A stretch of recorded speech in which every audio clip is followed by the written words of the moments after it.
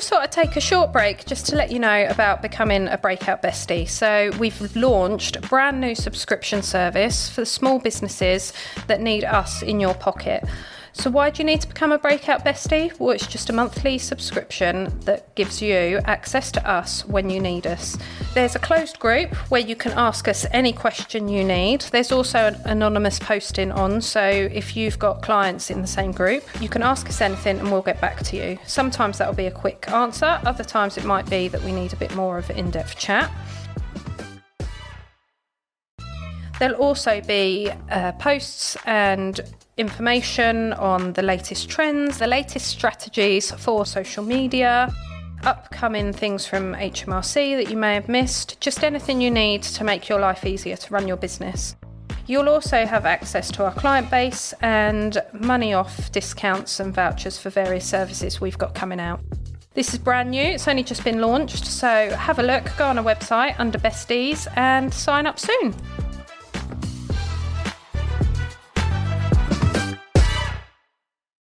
So bearing in mind this business is a month old and she's only just started, put in a lot out there on Facebook in particular, but she's not getting sales. She wants to make maths fun, but she is trying everything. Now I've had a quick look at both accounts on her Facebook and her Instagram account.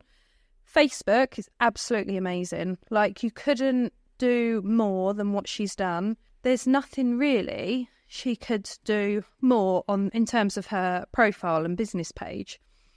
However, if you look at the top and go through the intro and about, there's not a link to find out more in terms of, I would suggest a website.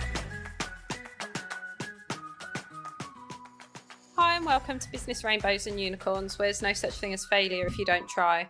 This podcast is specifically for business owners or wannabe business owners. Say you've got a side hustle or you've got a passion for something and you think it'd be absolutely amazing, or you see people that do amazing things with their passions and what they enjoy doing. Well, you can do that. So please subscribe and we hope you enjoy listening to this episode. Hi and welcome to Breakout Business Rainbows and Unicorns, where there's no such thing as failure if you don't try. This week we're talking about a message I've received from a lady called Abby Clark. Now, I have checked with Abby and hence why I'm talking about her specifically. So she sent me a really lovely message about that she's been listening to all our podcasts to help her out as she's starting her own business. She's starting Montessori Tuition. So you will find Abby, she's under Abby Clark on Instagram and Abby Montessori Tuition on Facebook. So if you search either or, and she's based nearby in Suffolk. So she sent a message about starting her own business and she's at that point where she needs to, this normal thing, chicken and egg, where you need some money to the whole speculate to accumulate, etc., etc. So if you can't get a grant, if you can't get a loan, then you need to start and find a way of doing stuff as cheap as possible. So I don't know Abby's financial situation. However, I know the majority of people that come in here, when you do start a business, it's hard to know, how do you do it? Where do you get the money from? Some people do have grants. Some people go for a business loan. If you're starting off from scratch, you will need to put in your personal details, see if you can get a business loan, or you can ask someone to invest with you. So several options, but for the majority of people, hands up, me included, when I started Breakout, I couldn't get any grants, I couldn't get a loan, or I didn't want to get a loan because then you end up, I didn't know how this was going to go. So then I'm paying back for something just in case I didn't take any income. But also I didn't want anyone to invest because I didn't want someone else calling the shots. That was my personal opinion. As you know, I started Breakout with Phil Tetley. We're both of the same mindset, so it worked out quite well. He didn't really tell me what to do. I got on with it, and he then threw in some ideas, and we did bits and pieces until we are where we are now. And the business has evolved, and we've done really, really well at networking and recommending each other to help out with bits and pieces and that side of things. So in terms of one of the common questions we get is exactly the same as what Abby said. She'd love to use our services, she'd love to work with us. However, it's guaranteeing the income and knowing what you're going to get from from us and what's going to happen out of that to how quickly you're going to bring an income in, because it does feel like you are spend. I spoke to another business the other day, very, very different, a local cafe, and they said it just feels like you're just spending out all the time because you come up with different ideas and you obviously have to spend the money, but that's more on product side of things, whereas this service. Now, one of her questions or one of the comments, she said she's trying her best to advertise her groups and she's putting loads out there on Facebook in particular and getting lots of interest but not a lot of sales. Please note at this point, Abby is only a month in. So when I started Breakout, it's always a standing joke, and I will tell everybody who wants to listen, I think I sat here for 6 months taking £1 a day on printing, and that didn't pay the rent, I'll admit. But I would have, the nerd would ring up, how's it going? I'd be like, I've taken £1 today. And now we struggle with recording the podcasts because so many people come in and we don't get a moment's peace, which is absolutely lovely. Don't get me wrong. I really love that because we've grown our reputation in the business. Yes, I'm 3 years down the line, but we've got our reputation and people know to come and ask and what to come and ask. We've found our target audience. And that's one of the things I would say to Abby. She said she knows it takes time and she's trying everything she can and she knows that she'll get there eventually. That is the best thing you can do.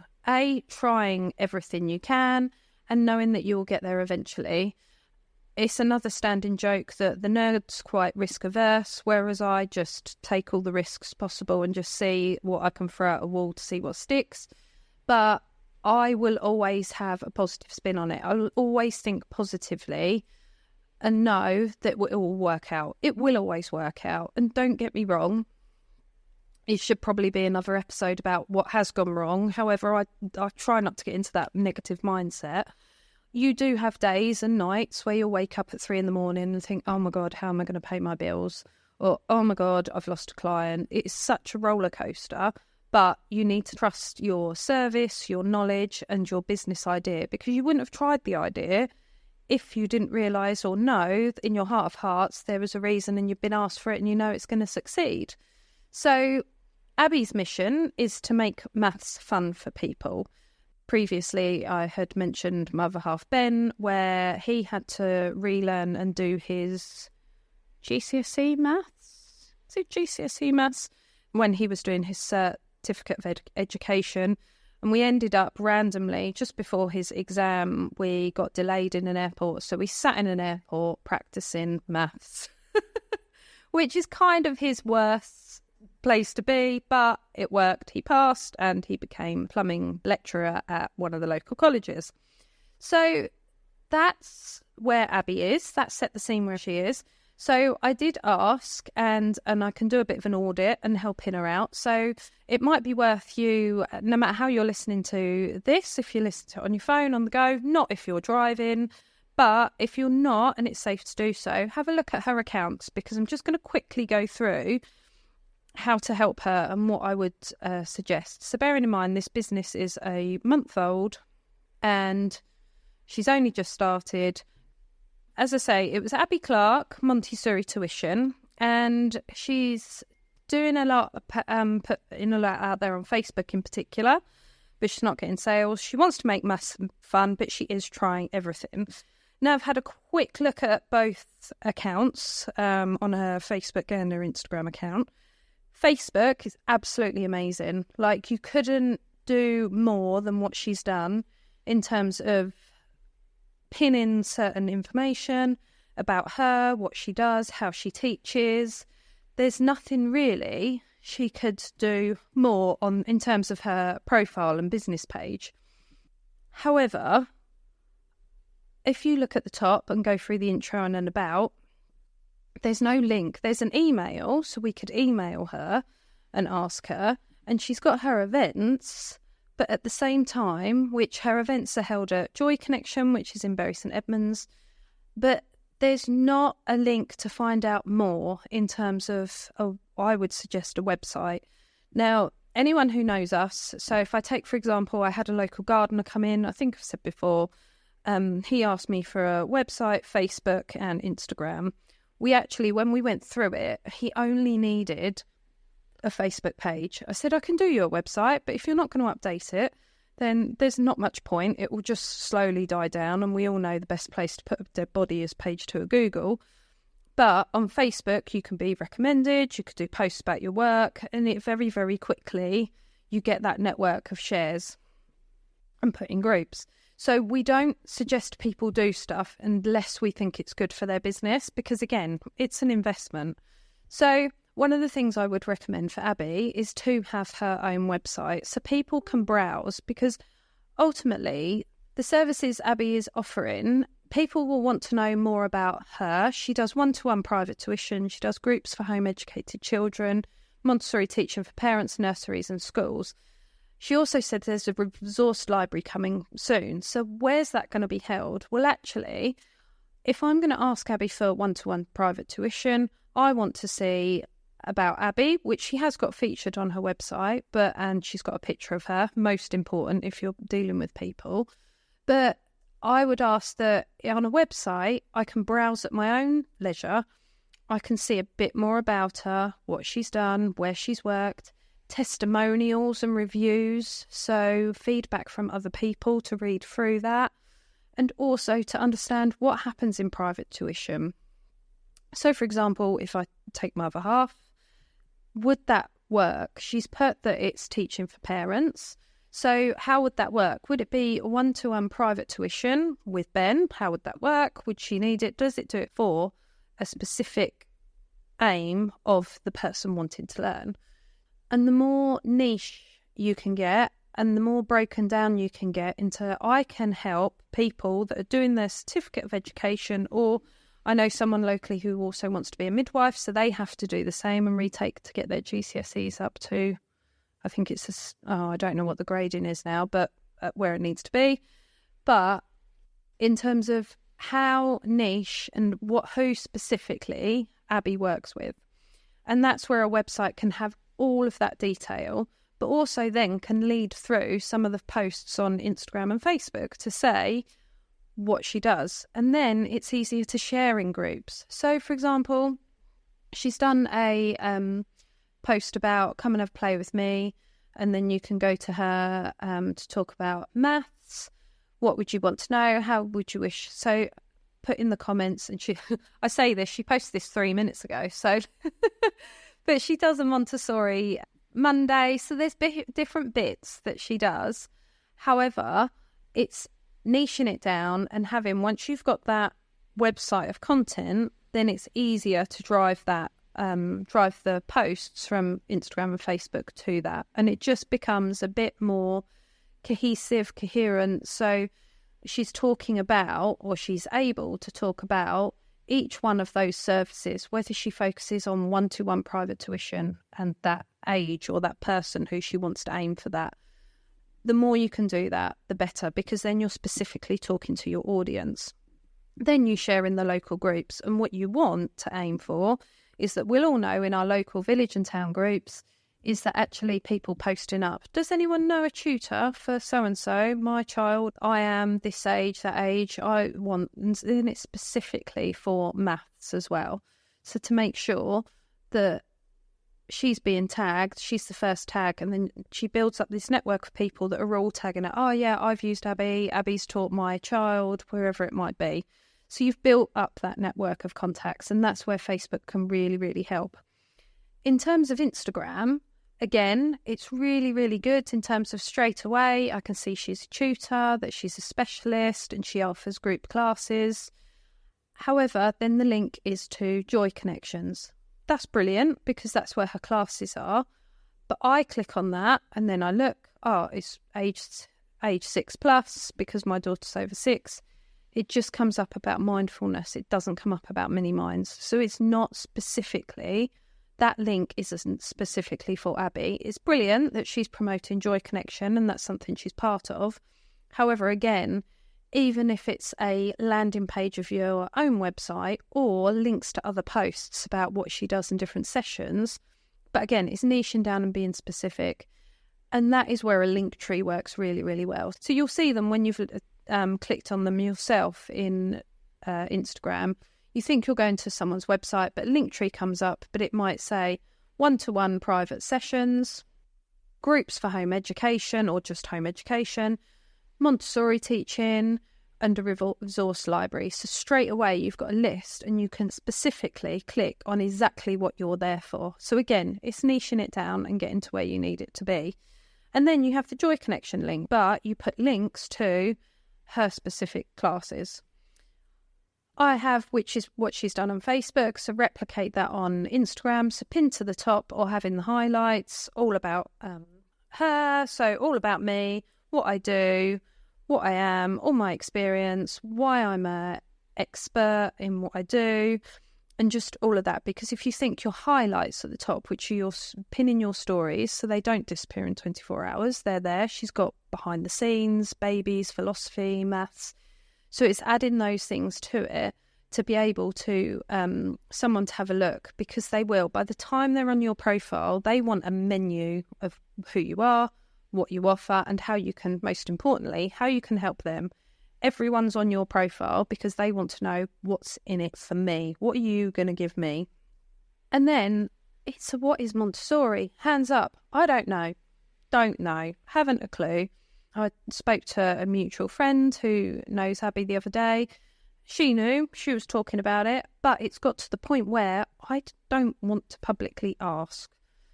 I will Google it, obviously. However, that is where you can help. So if you put in Google, what is Montessori, I bet you'll find a load of results and also other questions people can ask.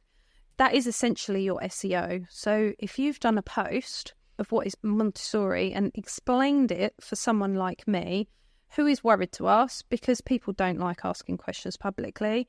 It always used to be there's no such thing as a stupid question, and if you don't know, you don't know. I believe that's got harder because it feels like everyone knows everything and everyone should know everything.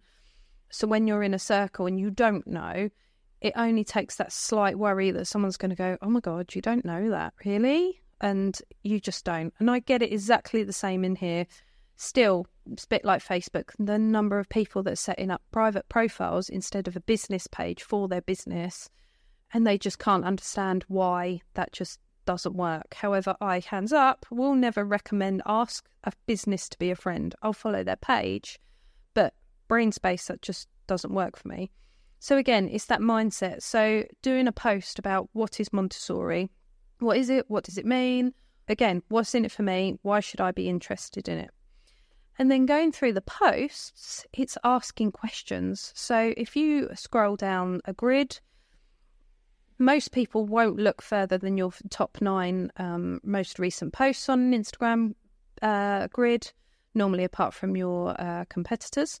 So people won't scroll down very far. However, if you've got on your, you can, whether you do a first post, because you can order your posts, so what one's shown first, or your reels, and you can change the cover of your reel.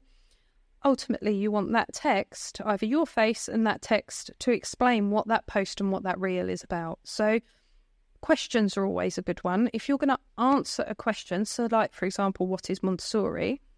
You could have at the front page, what is Montessori? Watch this and find out. So you're spoon feeding everything to everyone. So you know exactly what they want, why they're here, what they're going to look at. So straight away, they will look more at your posts, because it just explains, if you think how you use Instagram and you're going onto the posts and accounts that you're really interested in, what are you clicking on? What engages you? What makes you watch a reel or read a post, or especially carousel posts, which is where you've got more than one picture. So you're scrolling across, swiping left. Whole nother reason doing that in Instagram than other apps, that you can then understand what it's about. So then the last thing I would say is for Abby, she wants to make maths fun and she wants to teach. So that kind of goes hand in hand with YouTube. Again, going back to, we wouldn't encourage people to do something unless it completely makes sense for them. However, one thing you can do is, we've had a few clients in recently that want to have requested about setting up YouTube channels because they want to teach people how to do stuff. So it's making that decision. If you're doing it anyway, if you're doing reels or videos for social media, then why not just flip it from portrait to landscape and putting that up on YouTube as well? So people then find you, they like the way of teaching, and then it brings out a whole new world of teaching online via Zoom, throwback 2020. And then it's that thing of, you will then get more and more following because they'd recognise you from you. Oh, that's the lady that makes maths fun. That's the lady. So it's almost putting teasers out as well of, they can have your YouTube video for free, or you can actually set up a YouTube channel, make it private so you can charge for it and send a link, or you can have live lessons on Zoom, or it's one-to-one sessions. So it's breaking it down of how to teach and what else you can do. Yes, it's a lot of content, but it's doing exactly what you want to do. So straight away, the best place for Abby to be, which she's already found out because she's got a higher following on Facebook rather than Instagram, is she needs to be on Facebook, maybe over Instagram or instead of. But you don't need to be on every single platform. There's just no point. You spread yourself too thinly. It's hard to make content and it just becomes exhausting. So if you can, focus on one or two key social media platforms. And for what Abby does, I'd recommend that that's Facebook and YouTube. And then when she gets to the point and she's monetizing all of that and getting lots of bookings, then she asks for help to be across more platforms. So I hope that helps Abby, and I hope it helps other people as well, because it's very, very common that we're asked for this information. It's just in from our lives. It's I'm getting loads of interest on Facebook but no sales. Is converting those people, again, niching it down and talking directly to them. But it's very, very difficult to answer those questions when you've got no context about what service it is, what product it is, what business it is. So hence why, a huge thank you to Abby today for A, sending that really, really lovely message, and B, allowing us to use her account as an example. So if you're very similar and you're teaching, then definitely this will apply for you. However, if you're a completely different trade selling a different product, it might differ. Your social media platforms might be different. The way you word things will be really, really different. But you do niche that down to you and how you word stuff, because then you'll always attract your tribe. So thanks for listening. As always, tag someone who this might be key to, key business, but more importantly, subscribe if you can to the podcast, because it's really, really important to a small business like us.